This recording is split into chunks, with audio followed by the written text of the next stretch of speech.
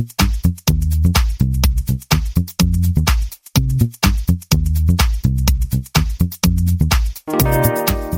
everyone, welcome to the 223rd episode of the Internet of Things podcast.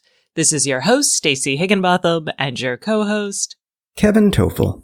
And we have an astonishing show for you today. Astonishing because we're going to talk about Amazon finally answering some questions about what it does with your voice data. Plus, we are going to be talking about another smart home platform data leak. We've got D-Link's settlement with the FTC over its security failures. We've got a hacked smart home hub that might be put in lots of apartment buildings around the country. We've got some news about HPE and its plan to continue its own digital transformation.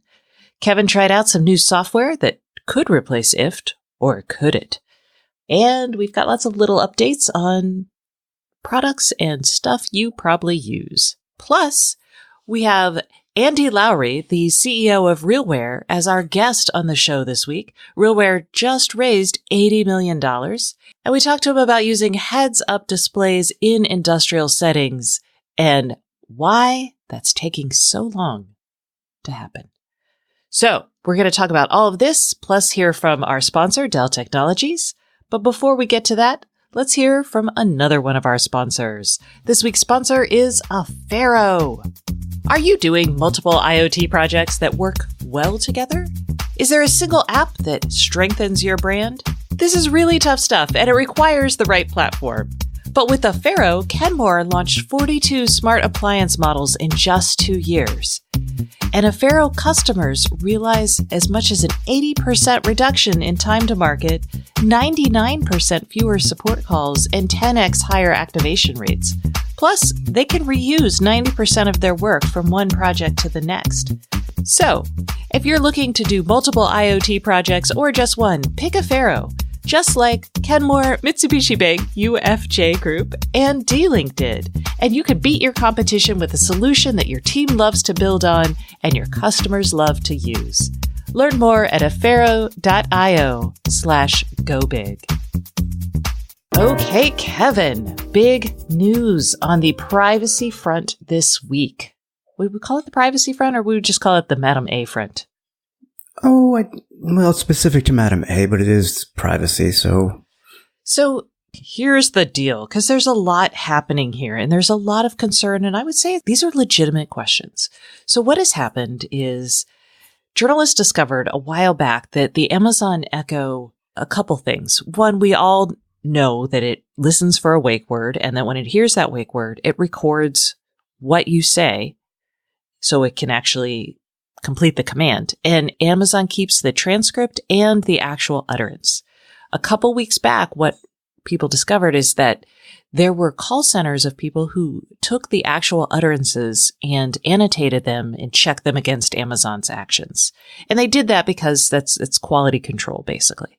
But people were kind of up in arms. And in general, people are very concerned about having a microphone in their house. And I get it. That's kind of how we got to here. So back in May, a Delaware senator sent a letter to Amazon asking about how long it kept voice recordings, what it did with transcripts, and all of the data it gets used to. So that's okay, right? So the senator's like, hey, we need more information. And this week, Amazon sent it. And people are really, I feel like they're taking kind of the wrong message from this. So Amazon basically says that they're going to retain customers' voice recordings and transcripts until you choose to delete them. If you delete them, it's going to make every effort to delete the voice recordings and the transcripts themselves. But the metadata of what was learned from those voice recordings, such as particular actions or skills, that information is not really scrubbed, nor is any information that a skilled developer may have received. Exactly.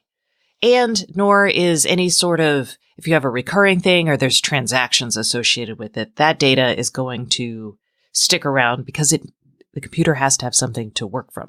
Yeah. If you tell it to set your alarm at such and such time every day, it can't remove the data from that because it would not know when tomorrow to wake you. So there are a couple things in here that is really important. And I think we should stop having the same conversation about like privacy in these homes, like it's a binary thing, like it's either there or it isn't there. I think we should start having more conducive conversations about how to make sure this data, if people are going to use it, stays out of the hands of people and is used properly. So, and or is not tied to individuals.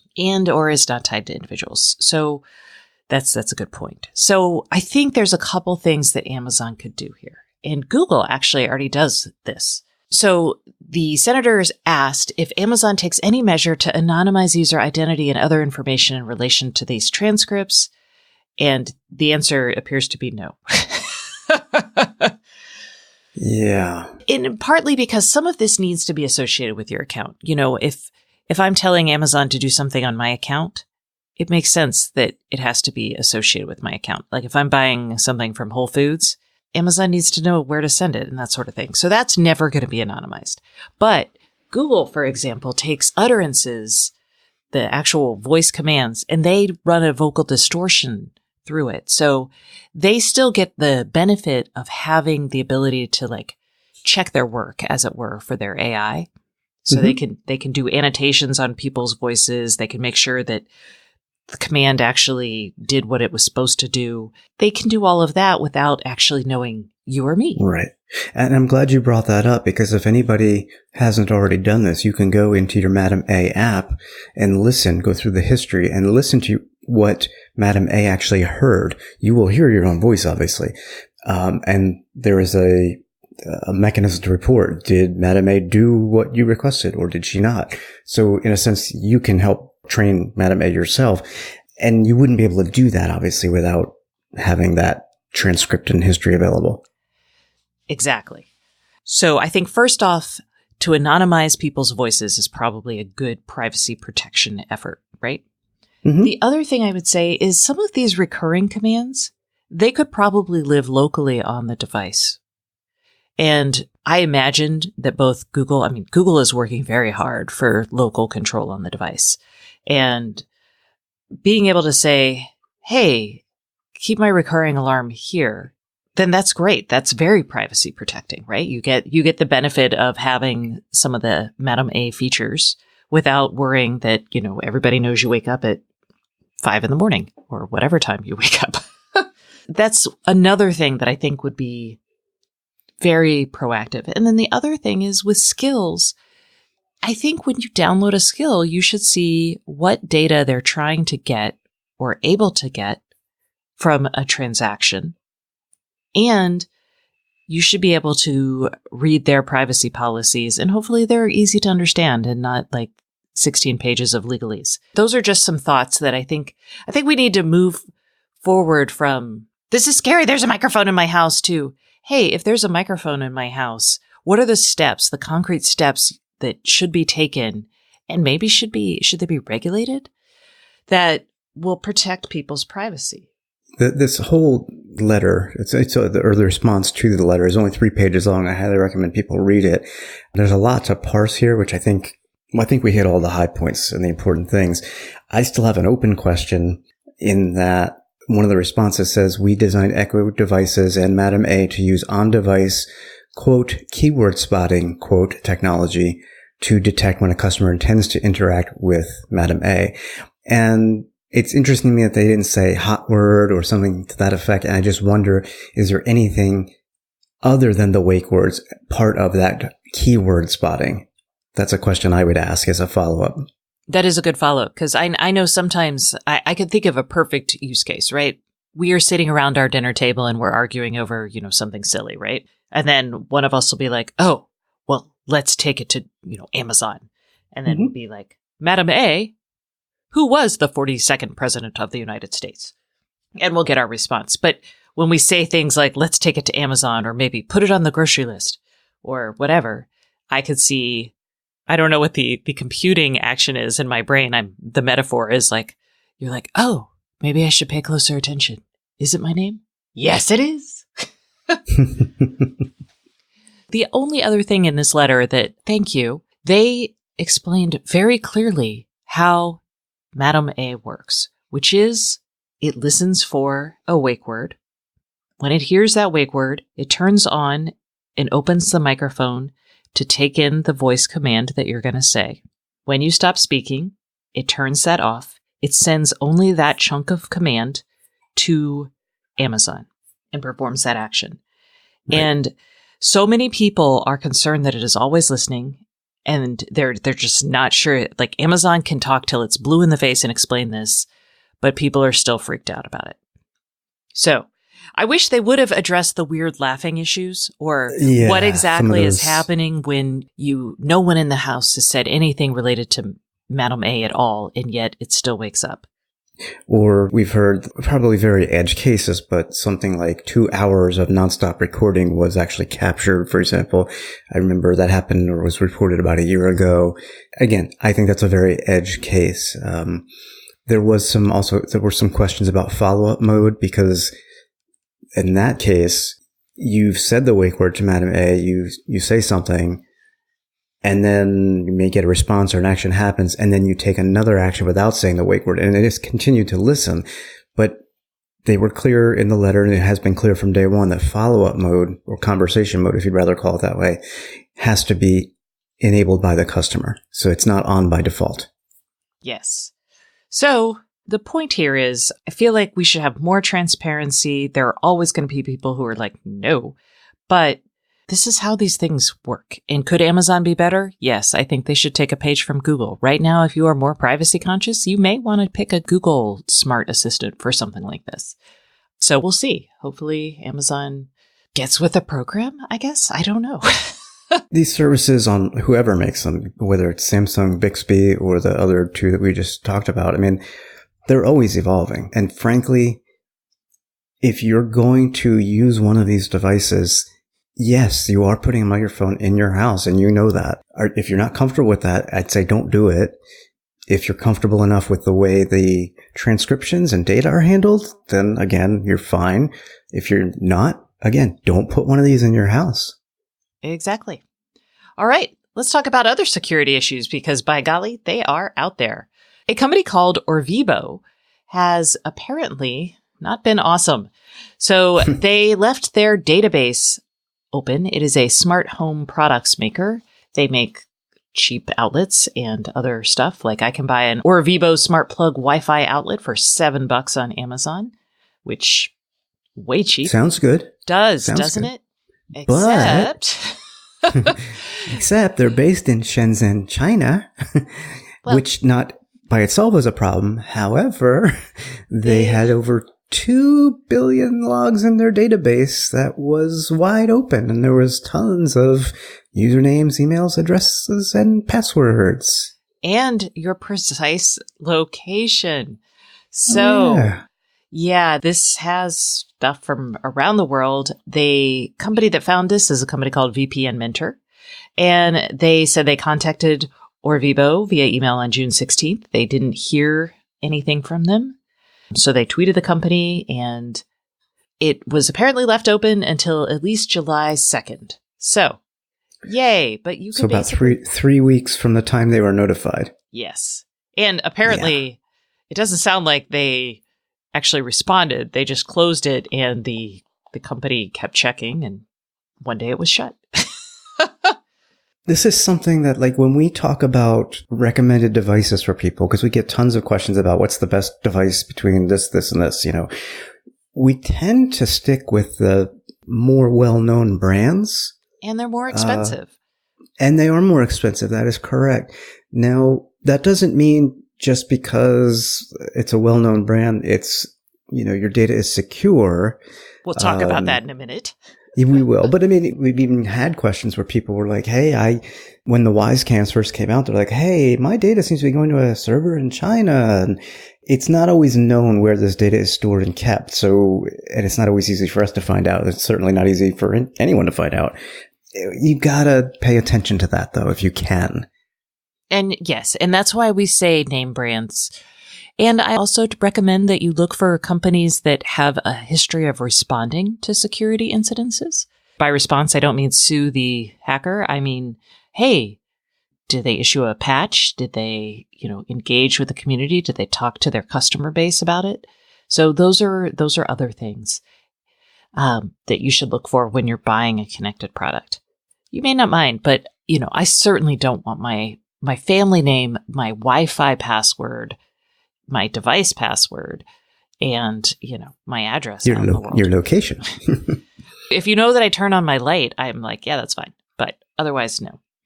All right. In other security news, D-Link has settled a lawsuit that was filed 2 years ago by the FTC. And the FTC filed this lawsuit saying that D-Link's devices were advertised as secure, but they were not secure. And it was over the security of their routers and IP cameras. The FTC was like, look, you guys stored passwords on your app in plain text. You used hard-coded login credentials. This is a big no-no. That was actually hard-coded login credentials were one of the issues behind the Mirai botnet back in 2016. So all the way back in, well, I guess this was 2016, we were like, really? Hard-coded passwords, you guys? That's ridiculous. That means your password it's stored in the device, which is not a good idea. It's like taping your key to the underside of your mat. I know people do it, but it's not secure. So the FTC said the company was negligent, basically. D-Link was like, we're taking this to court, buddy. And the court was like, no, you didn't send us enough proof, FTC. And the FTC was like, fine, we'll come back. And they did. D-Link is basically, by settling, is probably saying, yeah, okay. Yeah, we did have these things, which it did. And those are not best practices today. Could they have made an argument that back in 2014, when they were building these devices, these were fine? Probably, even though they were not. But we didn't know. Basically, it's like, we didn't know. Now it's clearly a problem. What they're going to do with the settlement is D-Link is going to implement a comprehensive software security program. It's going to include vulnerability testing before they're released and monitoring of its products to address security flaws. It will also issue automatic security updates, and it will begin accepting vulnerability reports from security researchers. These are basic best practices. I was just going to say, these are all things that we always have recommended, and this should be done. So to me, that was table stakes. I think the bigger thing is that the court settlement requires that D-Link has to have an independent assessment of its software security program. I think it's once a year for 10 years. Yeah, that's really a long time. Mm-hmm. So in some ways, you might be like, hey, D-Link is the way to go for the next few years. They've got this impartial reviewer checking out their stuff. A lot of companies actually hire impartial reviewers to security test their stuff. So this is not new, but does this feel like the bare minimum? Yes, but at least we're establishing a baseline. We don't have any laws protecting us, but with the FTC in this case, we've actually established somewhat of a baseline. And actually, that brings me to a question I was going to ask you when I took a look at this, because I got the same impression. Here's a baseline. Could it be a model for a particular law, or will the FTC, do you think, just keep going after companies in this way, which would kind of stink because, it took 2 years just to get to this point from the time they filed the lawsuit. So is this a good starting point? I think so. And I would also say it should not have to be as long of a process because, the court case dismissed the original one, but now they have this precedent. And one, a conservative company will see this and be like, you know what? These are not onerous things. We're doing probably 90% of them. Hopefully they're doing at least 90% of them. And then the FTC can say, great, here's this implemented, do it. And the company will be like, okay, sure. I think where we'll get, again, in trouble is with companies that are not really concerned about pleasing the FTC. D-Link is based, here in the US. They've got millions of customers. When we talk about like some random fly-by-night or just quick hit product, maybe like the smart plug we were just talking about, the Orvivo stuff, those companies may not care. The FTC might go after them and they'll be like, no, So I think it'll be good for conscientious companies. I think it's kind of the bare minimum, but yay, we have a bare minimum, and it should be easier the next time to apply. Baby steps. So, speaking of hard-coded passwords, security researchers have discovered that the Zapato hub, which is actually a hub people have asked us about. I have actually played with it. It's a good hub, except maybe it's not. So, security researchers have discovered that it has hard-coded passwords inside, and they could extract those passwords and get access to the hub and control it. But this flaw has now been fixed. Yeah, and I believe Zapato has an updated hardware, or it's rolling out a different hub for multi-tenant properties, which is where this has been used. Yes. The reason these guys started hacking it is because one of their fellow hackers had, and we talked about this on the show, was notified by her apartment complex that they were transitioning to a smart apartment building with connected locks. And this security researcher was like, I do not want this, but was unclear if she had the ability to say no as a tenant. And that kerfuffle died down, I believe, to most people's satisfaction. We also saw a different company that was doing automated locks, smart locks in an apartment building. The tenants actually sued the landlord who was trying to put the smart locks in and demanded a physical key. So the bottom line here is this is still an unclear area of law, but the fact that these are maybe not secure or pin tested is a bit of a problem. And the company is SmartRent, and you may have heard of them because last week they raised $32 million. So what are we saying here? Security is not at a place where you should be like complacent yet on these devices. No. That being said, people can break into non-smart apartments as well. It's a little bit more difficult. I feel more okay with the smart lock in my single family home because if someone really wants to get in, they can break a window, they can pick a lock. It's not that hard. In an apartment complex, though, having this sort of vulnerability opens a bunch of locks at once, which makes it a richer target.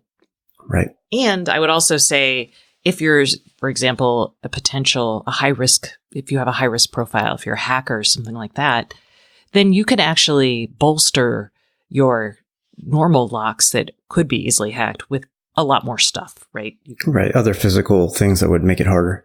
So here they don't have that option. Okay. So yeah, that is kind of a lot of bad news. The Amazon news, it's good that we've got more clarity here. I'm not surprised by any of it. I do think it's being made out to be a little bit more dramatic than it really is. And I think that's because of how you started this whole podcasting conversation. It's not a binary thing, privacy or non-privacy, right? Yeah. Yeah. But for many people, it still is. Yeah. Oh, subtlety. It's the death of us. Hey, let's talk about enterprise IoT. HPE. HPE is HP Enterprises. It is the server and all kinds of other stuff of HP. They've got servers, software, cloud computing, crazy stuff. We should have done this last week, but we did not. Basically, HPE wants to deliver their entire portfolio as a service by 2022. What the heck does that mean?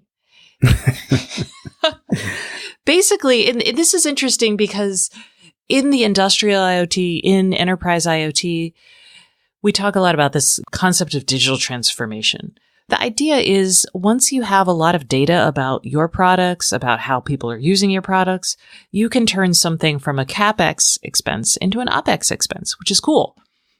And you can deliver all kinds of crazy things like steam traps or elevators or apparently, well, you could always deliver servers as a service because that's what Amazon Web Services is. But HPE, which, builds the physical hardware, was like, that's kind of crazy.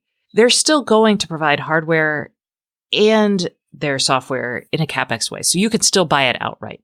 But if you want, you can also buy it as a service after 2022. I thought that was really kind of neat they're really pushing forward with what everybody else is trying to do. And I don't know. What do you think, Kevin? No, I think it's smart. And I mean, Microsoft, for example, they don't really build much hardware. They do some on like the Surface product line and whatnot, but they have all these cloud services, Azure and everything that they have in-house. Whereas HP, I mean, they've traditionally been a hardware company. They've been gear. I mean, they have software on top of their gear. So they integrate software with their gear to give you like a data center in a box or networking. Exactly. But maybe you don't want to buy their boxes because it's cheaper for you to host their services on another cloud. And, they say expanded and new partnerships with CyrusOne, Equinix, and this is easy to pronounce, Google Cloud. So, if you want to use HPE services, you don't have to buy HPE software or hardware. You could have it hosted on a number of providers. Yeah. So I thought this was kind of cool for the enterprise people because these are the kind of big efforts that we talk about a lot with our guests. And, And hardware maintenance can be time and money expensive. So, maybe you'd just rather have everybody else manage that in the cloud. Well, yeah. Personally, I'm like, we're seeing a shift to like the subscription economy, right? So this is basically like instead of CapEx, instead of buying something big once and amortizing it over time or depreciating it over time, rather, you just buy it as a service. It's like me buying Rent the Runway instead of doing my clothes or buying my clothes, which, by the way, it's kind of cool. Okay. So let's talk about something that you tried out this week, Kevin. I did. I tried something out. It's a piece of software for Android or iOS. Runs in the cloud, but you do need an app for it. There is no web interface for it. It's called Olisto, and it kind of touts itself as like a potential replacement or competitor to If This Then That or Stringify or any one of the other integration type services to make your smart home more integrated. And I guess the best way to say this is it's good at what it does. In fact, it has some benefits over If This Then That, for example, but it doesn't do much yet. And that's because there are not a ton of integrations. I dug around. It turns out this product was debuted in 2017 and it's an Amsterdam-based company. They created I believe it's a smart thermostat 3-4 years ago, and they decided to make this Olisto app and start to integrate other services, not just with their thermostat, but with everything. But when you look at the channels, for example, such as, who it integrates with, there just aren't nearly enough. Nest is on here. You can do notifications. You can integrate with Twitter, cryptocurrency. You can do Wi-Fi monitoring. It does work with Home Connect, Honeywell Lyric, the Trust Smart Home, LifeX, Tune, which is the smart thermostat that kicked this product off, NetAtmo, and then some other names that I'm just not familiar with, like Nuki, and Somfy is on there, that I do know them, and Sonos is on there. But eGardia, Click and ClickUit, I don't know what that is, Crownstone, Woonvelig. Some of those sound European. I would say so. In Europe, perhaps this is a good option for you to look at. Here in the US, I don't find it compelling enough. My testing showed pretty good or low latency. I had responsiveness, but I couldn't, for example, hook it up with anything that's on my Wink Hub, nor could I connect it to anything that might be on a SmartThings hub because that's not supported either. My bulbs, therefore, not supported. I mean, there's just so little that I can do with it. I couldn't send text messages with it. I could have in-app notifications when something happened. And even the Google Home and Madam A integration is kind of weird. You have to create a virtual button and you connect that to your voice assistant, and then you put a trigger, or what they call a trig, on the button. So it's kind of neat that you can create these virtual buttons for trigs, because their whole approach is create these triggers that when this happens, what happens next? It's kind of like if this, then that, if that makes sense. It's just weird. So what does it do better than IFT? Or what you mentioned that it does some things that IFT doesn't do. I'm so glad you asked. You could have multiple when things, multiple triggers. So, okay. Yeah. So you could say, if this happens and that happens and this happens only at this time of day, then do this. Got it. So that's actually more powerful. That's more like a SmartThings or Stringify effort. So Correct. And it's far easier to use than a Stringify or a SmartThings. But again, the problem is, for me, and probably I think for most in the US, you want to look at the channels that are offered to see what you can do, or rather what you cannot do. I have no reason to replace anything with this right now. I'm not saying it's a bad product. I'm saying it needs to mature. got it. Okay. Hey, let's talk about some tiny little updates that are fun to do. So Kevin, you want to kick us off with? Chamberlain. Yes, the MyQ Google Assistant and If This Then That integration, you can get it for free for a limited time. I believe that this is now like $1 a month. We talked about this once before when Chamberlain started charging for the MyQ services on If This Then That. So it does cost you a nominal fee right now, but for 1 year, you can actually get it for free. Cool. All right. And I will tell you that I love my MyQ. It's great. It's one of the one devices that I'd want to replace here in this house. Lutron, they updated their hub. And so now, instead of 50 bulbs, which was the last limit, it now lets you control 75 bulbs or switches or whatever you want to control, 75 units. So this is great for people with lots of house. Lots of house, lights. lots of lights, lots of switches, lots of lamps. So, yay. That doesn't require any new hardware at all, does It it? does not. It's just, well, if you only have 50, now you can go buy 25 more. So you don't need a new bridge or anything Nope, to that effect. it's the bridge that got the update. All right. Yeah. And speaking of bulbs, Speaking of bulbs and speaking of bridges, I was actually very excited to see that Signify, the company that is currently the owner of Philips Hue, I guess is the best way to say it. yes, it's the lighting division of Philips that spun out and is now called Signify, and they own the Philips Hue bulbs. Yes. Well, I never really invested in the Philips Hue bulbs because I just didn't want another darn box in my house. And you need that. Or do you? Going forward, you may not, because Philips Hue now makes bulbs with Bluetooth. So you could get Philips Hue bulbs, both white, tunable white, and color, with Bluetooth, and no Philips Hue bridge needed. Woo! I am curious what you'll need the bridge for, because there are some things that I think you will need, and I'm curious actually to test this out, because the last time I tested Bluetooth bulbs, well, the first time I tested them, I hated them because my house was bigger than the range. And then the second time I was trying Bluetooth mesh and it still wasn't awesome. So I can't wait to see if this means Bluetooth mesh is actually more useful. So These have Bluetooth 8. Oh, hush. Oh, No. Oh, hush. They do not. All right. It's 8G, Bluetooth 8G. Okay.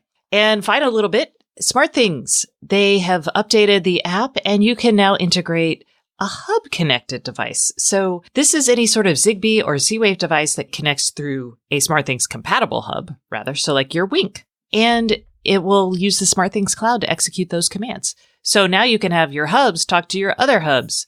It's great. But it's all in the cloud and I want local. All right. Well, this isn't for you. You don't even want hubs. But if I can help it, no. If you do want hubs, this is good news. So, all right. Now I think it's time for two things. One, the voicemail, but also the June winner. Dun, dun, Ooh, dun, that's dun, right. Dun, dun.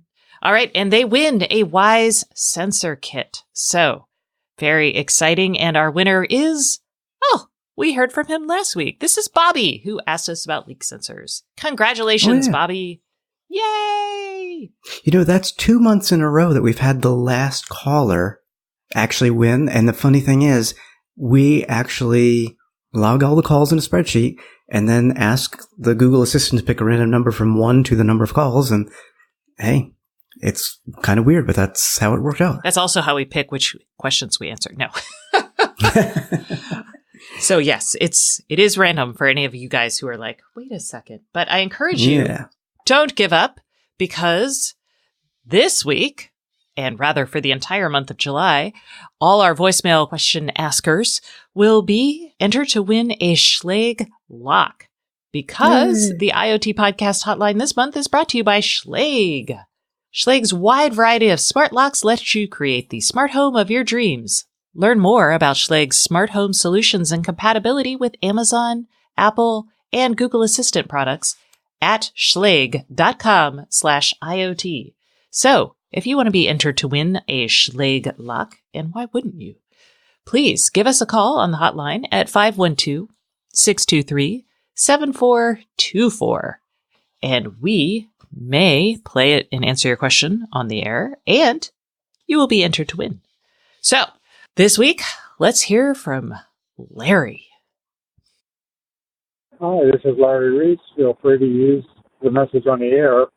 But my girlfriend and I moved in together, and I switched everything over from my Amazon Echoes, Google Home Minis, and what have you, to my account and put her on there.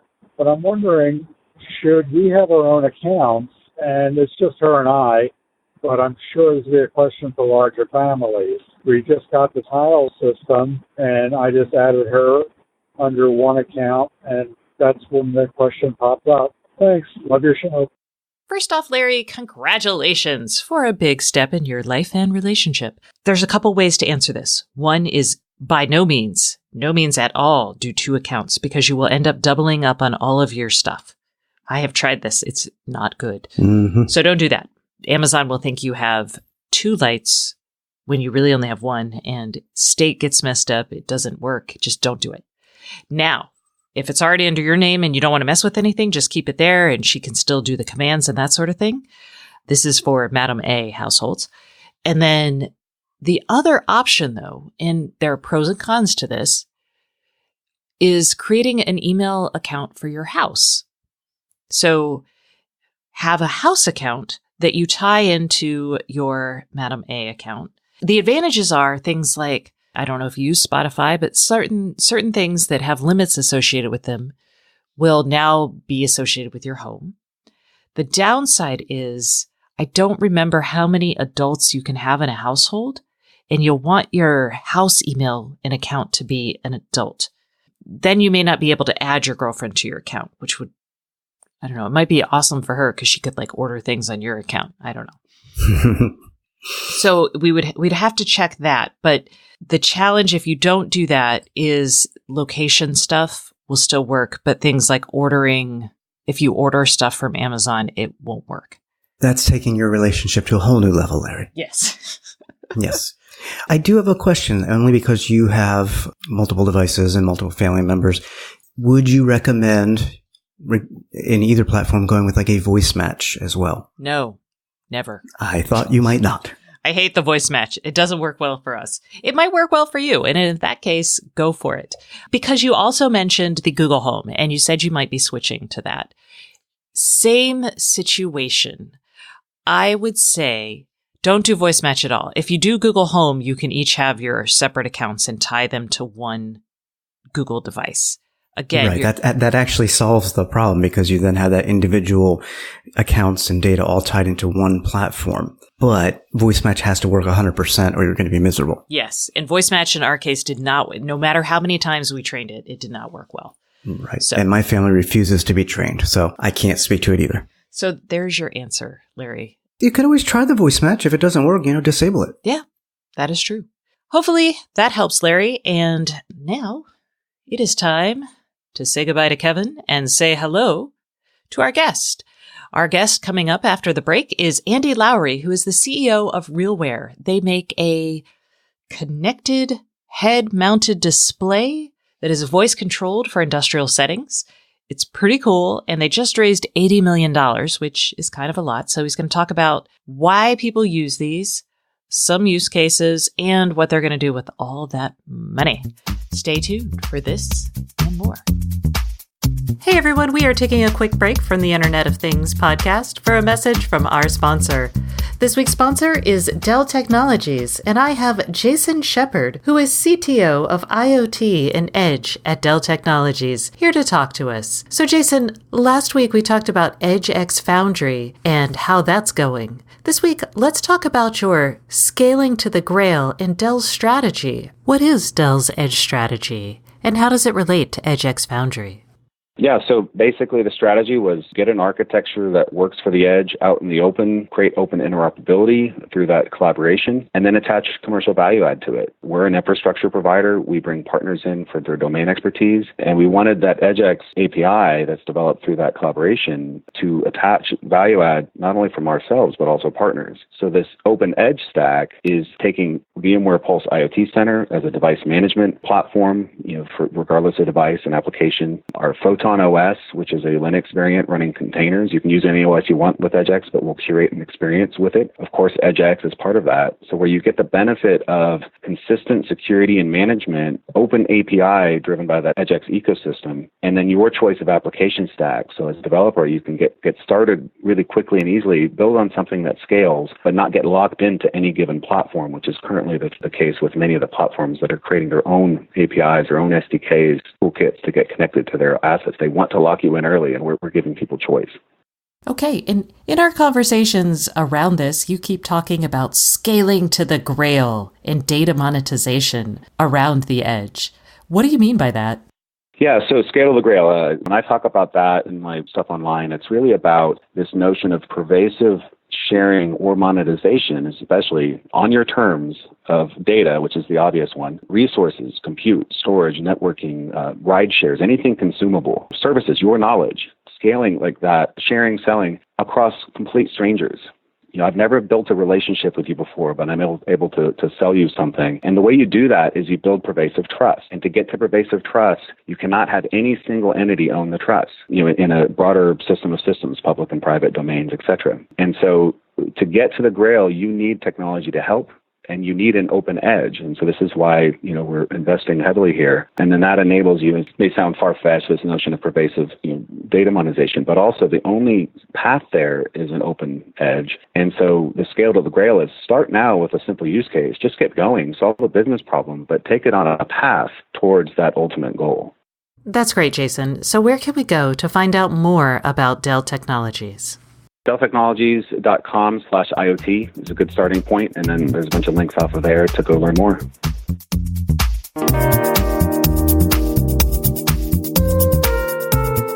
Hey everyone, welcome back to the Internet of Things podcast. This is your host, Stacey Higginbotham, and today's guest is Andy Lowry, who is the CEO of RealWear. Hi Andy, how are you doing today? Good, Stacey. Happy to be on the show. Man, I am super excited to have you. We are about to talk about something that, I don't know if I've been skeptical, but we're about to talk about using AR in the workplace, in the enterprise, all the way from manufacturing to back-end warehouses, even to people riding around in ambulances. So there's a lot of stuff here. First off, Andy, let's talk about what it is that RealWear does. Our mission here at RealWear is to train skilled industrial workers in situ. So we provide knowledge. And what I mean by that is there's tons of data out there in cloud, and there's tons of knowledge in an aging workforce. What we do is we provide a platform, which is a hardware wearable computer, a heads-up display computer. That's an Android-driven tablet, but it's shaped in a way that fits on a hard helmet or a baseball cap so that you can wear it hands-free, and you communicate and control the system using your voice. And our particular voice that allows us hands-free control of a computer that you're wearing is done in very, very high noise environments. So up to 100 decibels, you can barely hear yourself speak, and you can still control the system much better, in most people's opinion, than Alexa and some of the other home systems. The device itself, if I were to give you an elevator pitch, we're in an elevator going up New York Tower. It'd take me only a few floors.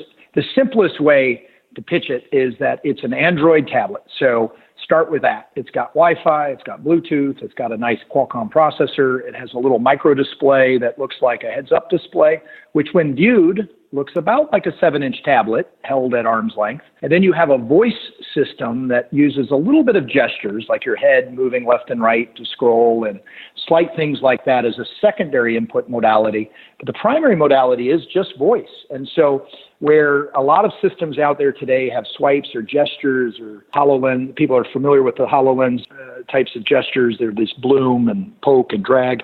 What we do is we do all of the heads-up display data by voice. And that's just been a very big differentiator compared to a lot of the other systems that are out there that do something a little bit more blended. Okay, so we figured out what it is you guys do. Where does it make sense? What are the use cases that people are predominantly choosing your system for? One of the simplest ways it's being used at the beginning is, a lot of people talk about digitizing IoT, industrial IoT. And what we see on the home side is, a lot of sort of fragmented but ever-growing IoT solutions, the smart refrigerator, the smart stove, this or that. On our side of the fence, IoT takes sort of an extra step. And I tell a lot of folks, I worked at Raytheon as a chief engineer, and iPhones came out in circa 2008. Raytheon didn't allow an iPhone on campus for 4 years. And the reason was all the stuff we're dealing with now in the IoT space. It's stuff like security, safety, ergonomics, stability of the software of the company and everything around it. So these are the types of things that enterprises need to check the block on when they're actually moving towards an acquisition or a more significant rollout. Consumers on the other side, hey, new gadget comes out, they want to see the latest and greatest, they go to the Best Buy, they buy it, they integrate it and that sort of stuff. So in general, what we're doing is taking those same digital stuff, FaceTime, that sort of stuff, and applying it to the industrial sectors. But we're doing it in a way that conforms to all the industry requirements of not losing data, not secure, it has to be secure, and all of these different things. And what about the use cases for these head-mounted displays in general? Now, if you're asking specifically when they get out there and they get deployed and they're all connected, what is it they're doing with these HMTs? Well, apart from capturing video and all that stuff, which was sort of the elements of the digitization revolution that we need. We need videos, we need content, we need stuff to put into these systems that aren't pieces of paper and written down notes. We need actual digital content. So it's a great machine to capture content because you can wear it and can move the boom arm out of the way with no display, just wear it as a GoPro on your hard helmet.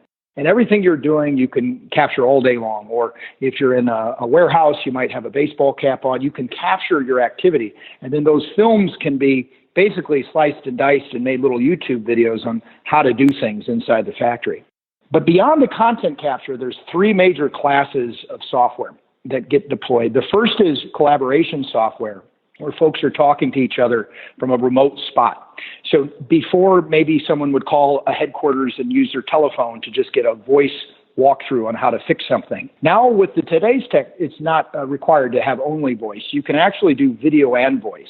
So with video and voice, where you're sharing a screen and you're doing this hands-free, you're able to talk to the person, coach the person, but then show the person in the real world what we're talking about that you need to go do. So maybe switch this switch off. He can circle that switch with on his laptop with his mouse and see that switch from your camera and then apply those, circles appear on your little screen. So you're like, okay, that's the switch. And then the third category is the category of human-machine interface, and this has to do with the data visualization, but then also the control of machines. So you can think of Rockwell Collins, Mitsubishi, ABB, Emerson. A number of folks there have OT systems that basically have control paradigms that require you to stand at a stationary human-machine interface and control things and push buttons and do that sort of stuff. Well, in our system, you can take that software, put it on our computer. Now you can rove around the plant, and from everywhere in the plant, it could be 500 yards away from a machine that has an alarm or overheats, and you can pull up that data. You can control the machine from 500 meters away in the same facility or even in an adjacent facility. So all of these things have been extremely powerful from an ROI perspective. Folks have come back to me and said, the ROI, like BMW came back and said, hey, 75% reduction in time to fix things and all that. And so there's no question that the return on investment's there. I believe I have actually played with your glasses. I believe I tried them on in an Emerson user event at one point in time. So now I'm like, oh, I think I've done this.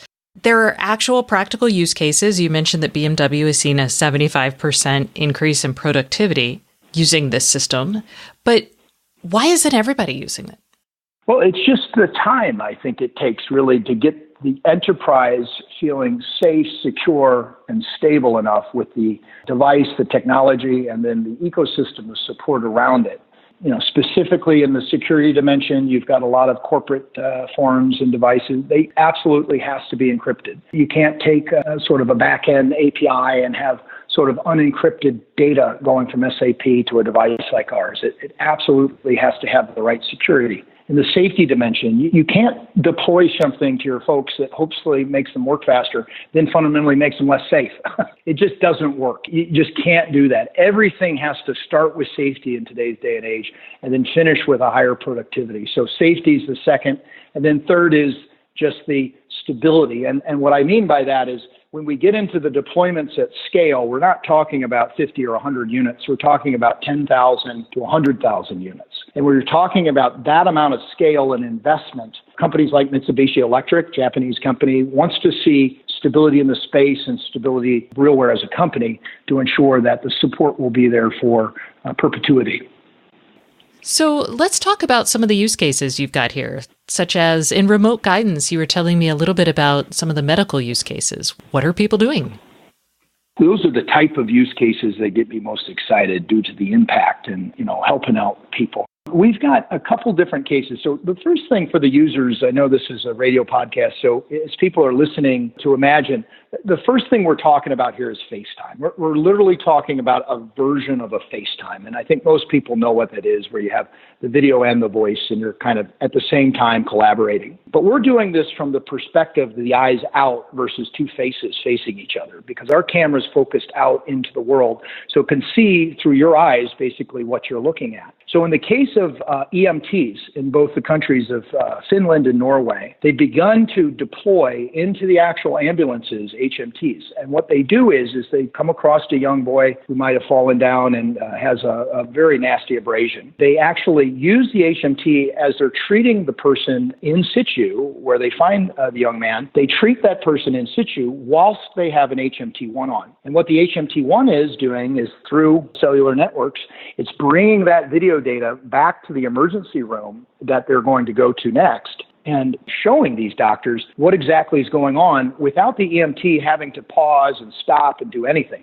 The EMT is just carrying out the resuscitative types of medical procedures, and at the same time, the doctors and nurses back at the emergency room are seeing what's going on. They can prepare, that means, for arrival. They can get the right beds, the right doctors, the right medical equipment ready and prepared, and then those precious minutes that can save lives. Okay, well, there's a lot going on there. So in something like that, there's so many questions. Let's start with the technical questions. This seems like one of those, oh my gosh, 5G use cases, but we don't actually have 5G yet. So are these... Is this like an LTE network, or how does this work in practice from a network level and even from a business level? Who pays for these? That's a great questions, and there's lots of answers to it because it depends a little bit on where and who and what and why. Like, you even have issues in the U.S. because EMTs are often insured by a different insurance company than hospitals are, and so there's conflict in the business. You say, hey, let's just do what's best for patients, but then you always run up against business challenges from time to time. I guess from a technology point of view, you're right. You've nailed it when you've focused on connectivity. Connectivity is what makes us effective. So first of all, it is not an LTE-driven Android tablet. It is a Wi-Fi only. So if we do go to LTE, we connect via hotspots. So Verizon has a hotspot, and a number of other companies, Huawei has one that we actually connect to, and basically that then hands us off into the cellular network, mostly 4G. There are some localized 5G spots that Huawei and stuff are doing that are local to an actual facility that they've begun to sort of experiment with. But as far as, like you said, wide area coverage at 5G, that's not here yet. And as we're looking at wide area coverage of 5G, the frequency spectrum is all over the place, depending on where you are from a geography point of view. And so we do have plans to continue with a modularity approach, because our customers are so global that we need to be able to plug and play with an LTE modem that would work at 5G in China versus 5G in the US and so on. And so that's kind of on our roadmap for future products and everything else that will come out about the time 5G starts to gain momentum. So you guys recently raised $80 million in debt and equity, and that is a lot of money. What are you guys going to do with that? two major areas of thrust. One is around getting the deployments to be a little bit more easy to do. And what I mean by that is it's a lot of solution architecting right now that we're moving towards sort of a RealWear as a service model where we'll bundle things together into kind of a single offering and then just drop it in, install it, train, and then leave. And that sort of motion's different than today's motion where a lot of it is, hey, do a trade study on the hardware, do a trade study on the software, that sort of stuff. So being able to bundle it together and offer, or one price per user per month for everything, installation, hardware, software, everything. On the tail of that is basically an expansion of our sales and services group, especially when it comes to the installation folks and the training folks and the technical folks that are customer facing, but nevertheless can help deploy. And then the second area is around research and development, mostly development in our case. So we've got two classes of products that sit sort of on the bounding edges of where we sit in the ecosystem and industries. And one is the HoloLens, which is a stereoscopic see-through system. We have ideas towards products that may make immersive AR a little bit more easy to do. So there's a better way to do that and still keep it safe than the way we're doing it today. And we've got work in progress right now that will segue eventually to something that looks more like immersive AR or something that would be able to sort of compare to immersive AR. And then on the other end of the spectrum, we have folks like Google Glass and a whole bunch of Chinese competitors in the same sort of weight class, if you will. So there is a need for lighter weight indoor systems as well. There's a couple different ways or routes we can go to market looking at lightweight systems, but basically I have those from a hardware perspective in my bullseye. And then from a software perspective, it's all about the platform. So if each one of these HMTs are little birdies in a nest, if you think of them as birds, we need to build the nest as well. Make sure that nest is robust and comfortable. And when I'm talking nest, what most of them talking about is mobile device management, mobile application management, different microservices in the cloud to help enable these things. Because while you deploy 10,000 HMT1s or any wearable system for enterprise or even any phones or tablets for enterprise is very different than the way you do it as a consumer. Because as a consumer, you're kind of your own admin, your own IT. It's sort of a team of one. Whereas in enterprise, you're deploying 10,000 systems and you might have one admin who's running all 10,000 systems. And so it's a little bit different of a paradigm. So our nest needs to be a little bit different than what Google provides consumers and others like that. And that's what we're building. Got it. In a world where we have this awesome connectivity and we have this sort of technology in the nest that you have so thoughtfully built for us, what becomes possible? What does that look like?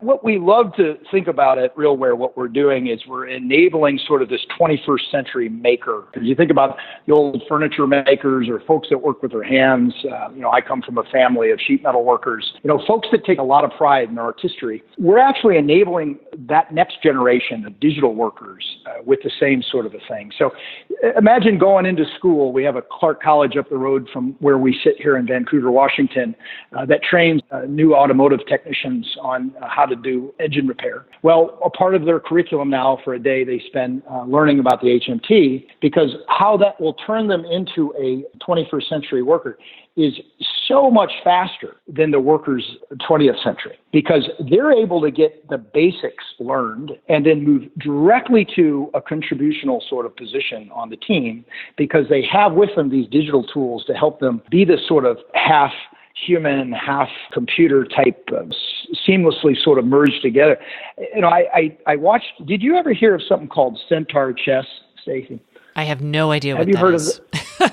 This is a fascinating thing, and trust me, they came out with the beat of Garry Kasparov, who was the Grandmaster chess champion in 1997, was beat by Deep Blue, an IBM computer. And we all kind of echoed across the whole globe about this idea. Oh man, the computers are smarter than people. But what Gary did was say, nah, they're not smarter than us, because the computer didn't play the game of chess that I played. However, if I were to partner with a computer, that would sort of maximize what a computer's good at and what a human's good at. And he called that Centaur chess.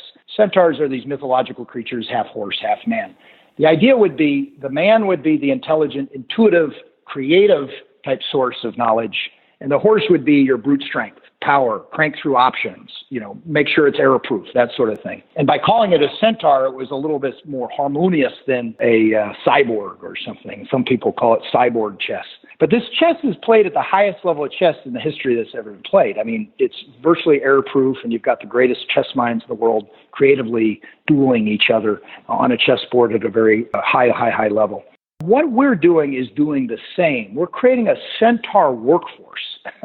So this workforce of centaurs that will be equipped with digital sorts of tools like the HMT that go into the field and take a vocation that they're very well paid. I mean, these folks will be well compensated because of their skills are so much higher than a conventional non-digital worker that has to go back, I'm not sure how to fix this. Let me get someone else out there. Let me figure that out. Okay, get my supervisor there. A digital worker will be able to dial those people in at the speed of light. So even though that sounds so minor, it is massive when you try to extrapolate that out to a global scale. And as we're building infrastructure of things like wind power and geothermal and all of these things that will begin a world that will be truly lower and lower marginal costs, truly less and less dependent on scarce resources, so that the idea of a sharing economy, something that if you're interested in that, Jeremy Rifkin does a very good speech on this from Wharton, about a sharing economy where we reduce the marginal costs of anything that we do, energy we make, logistics, and then knowledge, to nearly zero. And then in that sort of context, we build a world that is a lot less prone to have us fighting over the scraps like we do today, like we did in the industrial age. Well, the centaur workforce for the next few generations will be the workforce that actually implements that infrastructure necessary to build a world that is much more orientated on creativity and the potential of the human race versus fighting over little scribbles and scraps. Okay, that's a fun, big vision. All right, well, Andy, I feel like I've learned a lot. Thank you so much for coming on the show this week. You're very welcome, Stacey. I had a great time. That's it for this week. Thanks so much for listening. And remember, if you'd like more IoT news, sign up for my newsletter at stacyoniot.com. We'll see you next week.